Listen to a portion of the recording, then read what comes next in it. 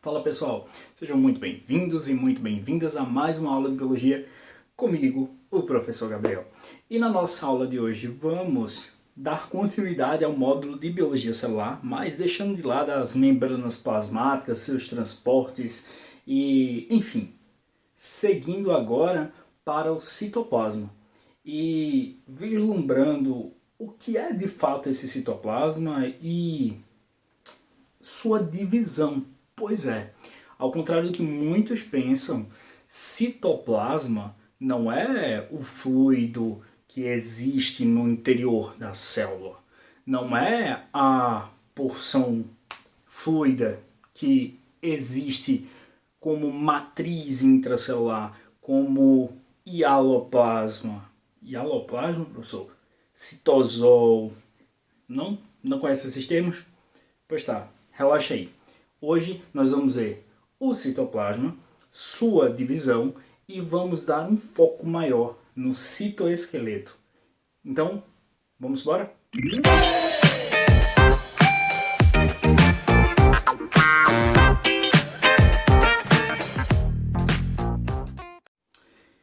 Existe uma história muito legal que vale a pena a gente mencionar aqui na nossa aula para tu entender o que de fato é o citoplasma.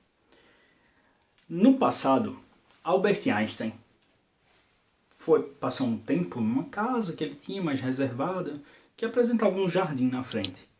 E isso foi logo após a sua magnífica descoberta científica, que tratou-se nada mais nada menos do que a teoria da relatividade. E ao chegar na sua casa, ele contratou um jardineiro para dar um trato ali na frente, né? Porque o jardim estava absurdamente complicado de se lidar. E, bom, o jardineiro obviamente reconheceu Albert Einstein. E ao reconhecê-lo, ele fez um pedido. Ele fez: Einstein, eu sou teu fã, cara, eu escuto muito falar sobre você e sobre a tua teoria, aquela tal de teoria da relatividade. O que ela significa? E Einstein, muito solícito, foi e explicou o que era a teoria da relatividade. E quando ele terminou de explicar, ele perguntou: tu entendeu? E o jardineiro fez: não entendi nada. E nosso querido amigo Einstein ficou assim, triste, né? O cara não entendeu. Mas o jardineiro lhe fez outro pedido. Ele disse: ó, tu pode me explicar de novo de uma forma mais simples? E Einstein prontamente se dispôs a fazê-lo. Então ele começou a explicar novamente. E o jardineiro ainda assim não entendeu. Disse: tu pode explicar um pouquinho mais fácil, né? Um pouquinho de outra forma, simplifica aí. E Einstein fez: tá certo. E mais uma vez Einstein explicou. E dessa vez o jardineiro entendeu. Ele fez: ah, agora eu entendi. E Einstein respondeu: mas agora já não é mais a teoria da relatividade. O que isso significa? Significa que muitas vezes a gente tenta simplificar tanto que a gente acaba construindo o conceito de uma forma errada. E muito disso é visto quando a gente questiona alguns alunos acerca do que é o citoplasma. Lá no fundamental, ou você ou o teu professor provavelmente fez uma analogia ou outra para tu tentar entender algum conteúdo. E muitas vezes essa analogia está como uma barreira na construção do conceito de citoplasma. Acredito que alguns que estão me ouvindo, alguns, não todos, mas alguns que estão me ouvindo ainda pensam no citoplasma como sendo o líquido que está dentro da célula. Primo. Então, alguns de vocês pensam que nada mais é do que o líquido de dentro da célula. E aí eu preciso conversar com vocês a respeito disso e enfatizar que, primeiro, não tem essa história de líquido dentro da célula. O citoplasma é todo o conteúdo interno à membrana, ou seja, delimitado pela membrana, que está constituindo a célula. Peraí, todo o conteúdo interno à membrana, professor? Exatamente. Essa é uma definição bem simples, tá? Que eu tô te dando aí para tu reconstruir a tua ideia sobre o citoplasma. Depois, talvez você tenha até uma outra concepção, mais, vamos dizer assim, mais completa ou melhor elaborada. Então, imagine que tudo que está dentro da membrana é citoplasma. E o citoplasma é dividido, inclusive, em dois constituintes. O citosol, ou hialoplasma, que alguns professores também costumam chamar de citossol. E aí eu já falo por quê. E o que nós chamamos de organelas. Então, para e pensa aí, tá? O que é o citossol? O que é o citosol? O que é o hialoplasma? É exatamente o que vocês compreenderam, alguns de vocês compreenderam, como sendo o citoplasma como um todo. Ou seja, é exatamente aquela matriz intracelular,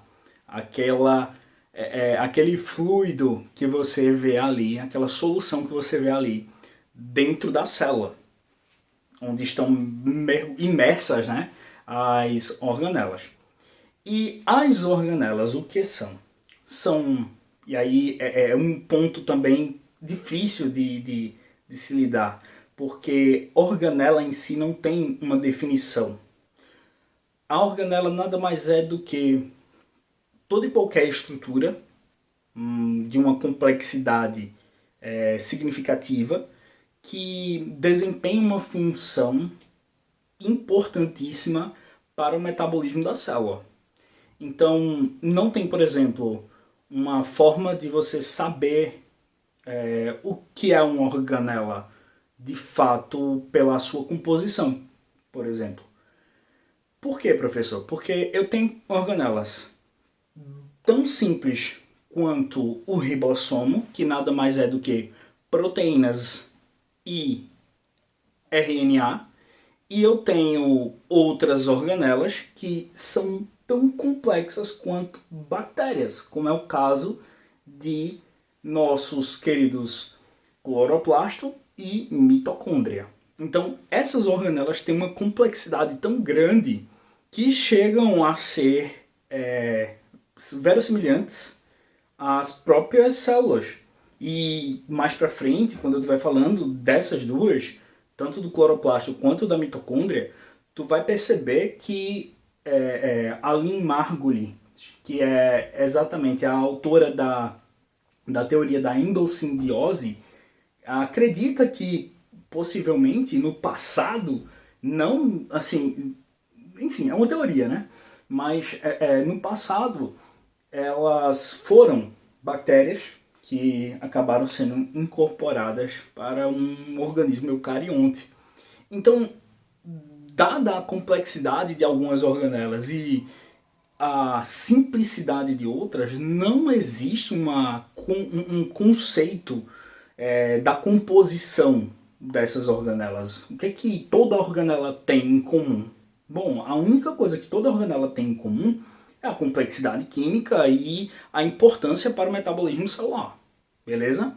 Então, basicamente é isso. Toda e qualquer estrutura mais complexa que desempenha uma função muito importante para o metabolismo celular, sendo ela uma substância que não é adquirida, né? uma estrutura que não é adquirida, e sim construída e mantida dentro da célula, então basicamente é uma organela. E isso também inclui o núcleo, por exemplo. O núcleo é uma organela. Embora os livros didáticos e os professores isolem ele, até a gente vai isolar um pouquinho, né? Porque a gente vai trabalhar todo o citoplasma e depois eu vou trazer o núcleo para vocês. Então, dá-se a entender, ou pelo menos começa-se a pensar no núcleo como sendo uma estrutura completamente diferente, completamente distante do citoplasma, quando na verdade não é. É um membro, um constituinte do citoplasma. E bom, nesse contexto, a gente sabe agora o que é uma organela, a gente sabe agora o que é o citosol, o hialoplasma. Quer dizer, sabe? Bom, vamos lá. O que é gel e o que é sol? Existe um termo que a gente usa para algumas soluções que apresentam partículas na sua composição que são de 1 a 1000 nanomilímetros. Então, partículas consideravelmente grandes. Partículas, inclusive, que se eu jogar ali no microscópio o fluido, eu vou poder enxergar.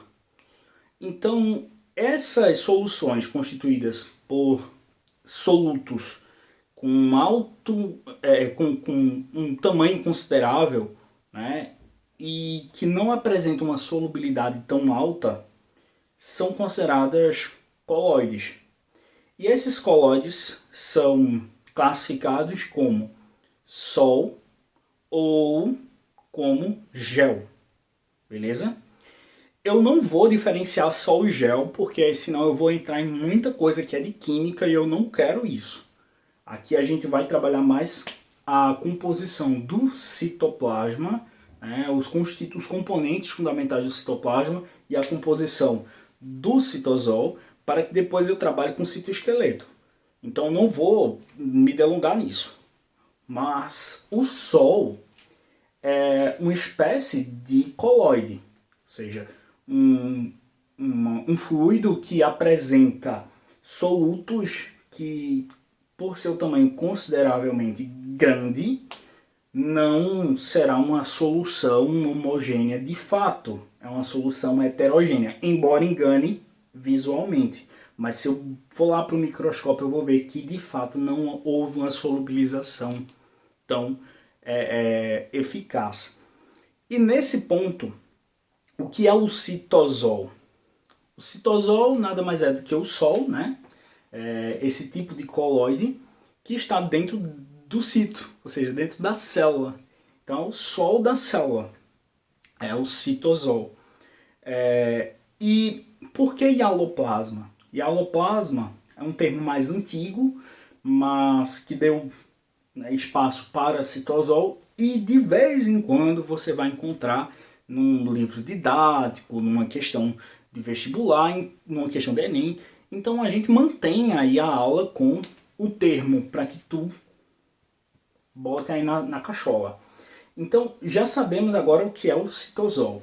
E sabemos que o citoplasma é dividido em citosol e organelas. Mas tem um ponto interessante.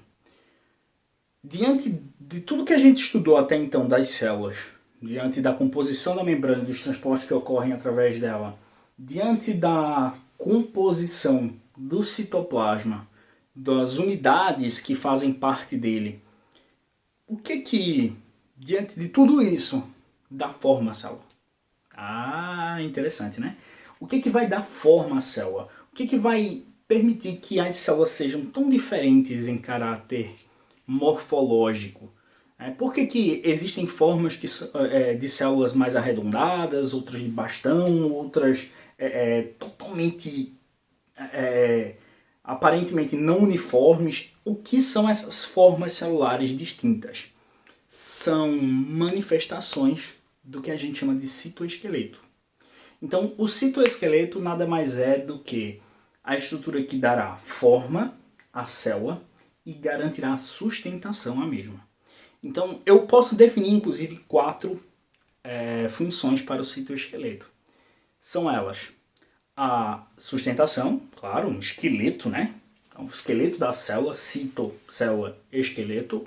Então, ela dá sustentação e dá forma ao esqueleto. Afinal, a célula.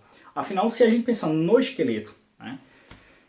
Se eu não tivesse esqueleto, era papa, né? Eu caí aqui molenga no chão. Então, o esqueleto ele dá forma e dá sustentação no indivíduo. E na célula não seria diferente. Mas nós contemplamos apenas 2 das funções do citoesqueleto. Faltam outras 2. São elas o transporte de outras...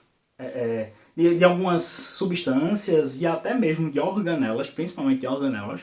Isso a gente vai citar daqui a pouquinho. E também a adesão da membrana a outras células. Isso também vamos citar daqui a pouquinho. Neste ponto, eu quero que você reflita sobre tudo que a gente falou, porque agora a gente vai começar a falar do citoesqueleto. Agora que nós já sabemos as funções do citoesqueleto, eu preciso informar para vocês que ele é constituído por três componentes fundamentais. Quais são esses componentes? O que nós chamamos de microfilamentos ou ainda de filamentos de actina, não esqueça disso, tá? Isso é muito importante. Filamentos intermediários e microtúbulos, que são formados por dímeros de tubulina, que é uma proteína bem específica. Vamos mencionar cada componente desse junto de sua função. Mas primeiro eu quero apresentar esse desenho lindo e maravilhoso que eu fiz. Na moral, vamos lá. Hoje a aula tá top. Ficou bonito demais o meu desenho. Venhamos e convenhamos. Então, tirando meu orgulho, né, de lado, botando meu orgulho de lado pra gente falar sobre esse desenho. O que na verdade ele é? Imagine que isso aqui é uma célula, tá? E eu estou vendo duas camadinhas de membrana. Uma que estará aqui, ó, no topo e outra que estará aqui do outro lado. Então é uma membrana como um todo, eu só estou vendo de um ângulo diferente. Mas eu estou contemplando todo o conteúdo interno. Inclusive vendo aqui, ó, algumas organelas, né? Os ribossomos aderidos ao retículo endoplasmático rugoso, a mitocôndria. Só que partidas, né? Porque eu fatiei isso aqui, eu estou analisando só uma fatia da célula. E percebam que existe um emaranhado de túbulos, de filamentos intermediários, que a gente vai citar já já o que é. E além disso, eu ainda tenho alguns túbulos paralelos, que são mais especificamente microtúbulos, e tenho os filamentos, os microfilamentos de actina, que vão estar ali, ó, encostadinhos na membrana plasmática. E as quatro funções que eu disse anteriormente para vocês, que o citoesqueleto desempenha, são fundamentais. Elas são de fundamental importância para que tua célula funcione regularmente. E mais, sem essas proteínas, sem esses túbulos, nós não teríamos a possibilidade de executar as quatro funções. E nesse ponto acaba sendo muito relevante mencionar cada papel desempenhado pelos tubulozinhos. E também que esse emaranhado é fundamental. De que modo? Para garantir sustentação, rigidez e forma. Se eu não tivesse esse emaranhado aqui, eu não conseguiria garantir a sustentação e também não conseguiria garantir a forma. O transporte acaba sendo uma consequência, porque veja, se os filamentos intermediários acabam fazendo essas conexões para todos os cantos e conectando, inclusive, organelas na membrana, né, no núcleo, então assim, conecta tudo, deixa tudo organizadinho. Então é possível, inclusive, utilizar esses filamentos como estradas, caminhos para que a organela possa ser direcionada ao lugar que eu desejo posicioná-la na célula. Então, toda vez que a gente vê uma locomoção de alguma organela na célula, naqueles vídeos em 3D, pode ter certeza que essa locomoção está ocorrendo graças a essas vigas de filamentos intermediários. E isso é muito, mas muito importante, beleza? Não esquece disso, porque isso aqui é fundamental para garantir esse transporte, essa distribuição dos elementos que estão dentro da célula. Esses filamentos intermediários são de fundamental importância. E agora eu quero começar a analisar com vocês cada filamento desse e a importância deles para a célula como um todo. A princípio, vamos analisar os filamentos de actina ou microfilamentos. Eles geralmente têm em torno de 7 nanomilímetros e eles são constituídos por uma proteína chamada de actina. Acredito que vocês devem lembrar que eu cheguei até a mencionar a proteína de actina lá na nossa aula de proteínas, no módulo de bioquímica. E nessa aula de bioquímica que mencionamos a actina, nós percebemos que ela é pareia da miosina nos músculos. Então, o deslizamento das fibras de actina e miosina fazem com que o músculo possa contrair ou relaxar.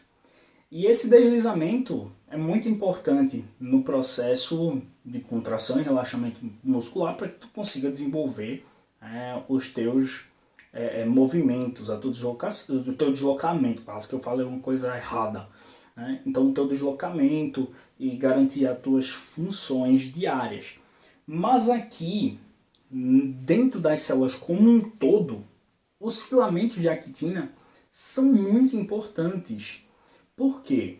Porque eles acabam não só permitindo o movimento da musculatura, mas da própria membrana. Então, é graças ao filamento de actina que nós podemos, por exemplo, realizar movimentos na superfície da membrana. E eu estou apontando para cá, mas eu não quero partir para aqui agora. Nosso assunto é aqui. Então, ela vai estar ali, ó, coladinha com a membrana e vai garantir a flexibilidade, olha que palavra bonita, a flexibilidade da própria membrana plasmática. Vai garantir, por exemplo, aí eu vou dar sacada para você, lembra do processo de formação dos pseudópodes, né, que a membrana é projetada para abraçar a partícula e trazer ela para dentro, através da vesícula? Então, quem garante esse processo é o filamento intermediário de actina. Então, eles vão fazer com que a membrana faça esse desdobramento para garantir a aquisição dessa molécula e dessa partícula, né? Enfim. E esses filamentos de actina estão em tamanha abundância nas células que a actina, enquanto proteína, é a proteína de maior abundância no organismo. Então, nas células, é a proteína que mais se apresenta, né? Visto que ela está na parede da membrana, né? No verso interno da membrana todo, e garante essa flexibilidade, essa maleabilidade da membrana e acaba tendo o seu lugar de destaque. Ela é formada justamente por dois filamentos lineares que acabam dando origem a um polímero helicoidal. O que é um polímero helicoidal? É um polímero que, ó, torceu, né? Ficou aquela forma espiralada. Então, esse polímero helicoidal que a gente percebe aqui, ó, no nosso desenho, acaba dando a possibilidade, né, da flexibilização da própria membrana, da superfície da membrana, deixando ela um pouquinho mais maleável e permitindo até mesmo a formação das microvilosidades ou das vilosidades. Né? Vilosidades são essas dobras na superfície da membrana que aumentam a superfície de contato dela. Isso as velocidades e as microvelocidades, que são velocidades nas velocidades, ou seja, são dobrinhas nas dobras, são muito frequentes, por exemplo, nos tecidos que constituem a parede do intestino delgado. Então a gente vai perceber lá esses filamentos, né, formando consequentemente as vilosidades, essas dobrinhas, tá? Então esse polímero helicoidal aqui, formado por duas cadeias, é flexível, tá? É formado por feixes lineares. Esses feixes acabam formando redes também, muitas vezes acabam formando redes, e essas redes fazem com que a própria membrana tenha uma flexibilidade e garanta, por exemplo, a captura de substâncias, como a gente falou agora no processo de fagocitose, a formação dos pseudópodes. Ela controla a superfície da célula e acaba também permitindo uma certa concentração ali na parte coladinha da membrana, justamente para garantir essa maleabilidade. Mas enfim, então vamos seguindo. Os filamentos intermediários, eles medem de 8 a 12 nanomilímetros. E esses filamentos intermediários aqui, eles têm outras funções. Geralmente eles são mais estáveis, porque eles de fato se estruturam, né, se ramificam bastante e se aderem às, vamos dizer assim, aos pontos estratégicos para que dê uma rigidez, uma certa estruturação mesmo, né? Eu posso dizer assim, são vigas, né, que se aderem, todas as suas pontas são aderidas a alguma superfície, a alguma organela, algum ponto da membrana, do próprio núcleo, e dão essa rigidez mesmo à célula. E, bom, aqui vocês percebem, né, o quão eles se ramificam, e, inclusive, graças a isso, ocorre, por exemplo, a formação de fortes polímeros. Eles são fortes polímeros que dão uma certa rigidez, uma certa estabilidade mecânica às células, aos tecidos, né? E são muito comuns, por exemplo, quando a gente fala em queratina, quando a gente fala em neurofilamentos, nos filamentos das células da glia e nas células de Schwann. E, bom, como eles se ramificam em todos os pontos, eu preciso de alguns locais de ancoragem. Né? Então, geralmente ele se ancora em algum lugar e a sua outra ponta fica fixa em outro. Esse momento de ancoragem, né? Esse ponto de ancoragem geralmente é conhecido como desmossomo. Mas o que é esse ponto de ancoragem? Aqui vocês percebem eles, ó, na facezinha aqui, ó, na membrana aqui no cantinho. Né? Esses pontos geralmente permitem a união de células. Quando células estão uma ao lado da outra, o desmossomo, que é essa unidade onde esses filamentos intermediários se encontram, dão uma espécie de possibilidade de união de uma célula com outra e também permitem aí a disposição de feixes por onde serão transportadas, né, como vias, as organelas. E o interessante é que às vezes elas estão inclusive na parte de baixo da célula, que no caso do tecido epitelial está colada a uma lâmina basal.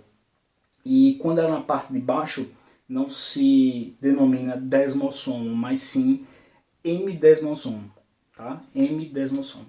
Então fica aqui na porção inferior. E a última unidade do citoesqueleto que eu quero mencionar é o microtúbulo. Esse microtúbulo ele tem cerca de 25 nanomilímetros. E, bom, ele é um tanto quanto mais rígido, tá? Ele tem uma rigidez maior. Suas extremidades geralmente estão ancoradas, né, em um único ponto, um único centro organizador, geralmente próximo do núcleo. Tá? Então a gente vê aqui, ó, tem um núcleo e próximo dele tem um ponto de ancoragem onde todos esses microtúbulos se encontram. E esses pontos de ancoragem nós conhecemos como centrosomo. É basicamente o centro do citoesqueleto da célula. Tá? Então o centrosomo faz com que a projeção dos microtúbulos ocorra de forma próxima ao núcleo. E aí esses tubulozinhos de proteínas são mais dinâmicos, tá? Eles são mais maleáveis em certos pontos, né? Em certas situações, e eles podem aumentar ou diminuir de acordo com a necessidade. Geralmente eles são formados, né, por subunidades que nós chamamos de dímeros de tubulina, beleza? Dímeros de tubulina. E eu fico tentando aqui explicar porque eu sou destro e eu fico apontando aqui, fica mais fácil e eu fico cortado do vídeo, mas enfim, desculpa aí, pessoal. Então, esses pontos fundamentais, né, do centrosomo acabam sendo muito importantes. E quando eu venho para cá, eu fico olhando para cá e não deixo olhar para você, desculpe. Então, esses pontos acabam sendo muito importantes. E os dímeros de tubulina eles podem ser adicionados para garantir aí o prolongamento, o aumento, né, do microtúbulo, ou até mesmo retirados para o encurtamento desse microtúbulo. E graças a esse processo, a gente tem o carregamento das organelas. Porque embora esses filamentos intermediários sirvam como as vigas de sustentação e ao mesmo tempo o norte para o direcionamento, mas quem vai levar e trazer são os microtúbulos, tá certo? São eles que vão fazer essa transição na posição daquela organela frente à necessidade da célula. Então, galera, é isso. Eu espero que vocês tenham entendido mais ou menos, né? Que eu quis mostrar, ó, que os filamentos de actina ficam na superfície, dão forma, enfim. Acho que deu para vocês entenderem. Eu espero que tenham gostado, espero que vocês tenham entendido. Sei que são muitos detalhezinhos, mas acaba sendo uma aula bem completa para que a gente siga para a parte de organelas tranquilão, né? E tranquilões. E também quando a gente chega lá na parte de histologia, a gente tem uma base legal, beleza? Então, galera, eu fico por aqui. Fiquem com Deus, um cheiro bem grande no coração de vocês e até mais, tá? Tchau, tchau.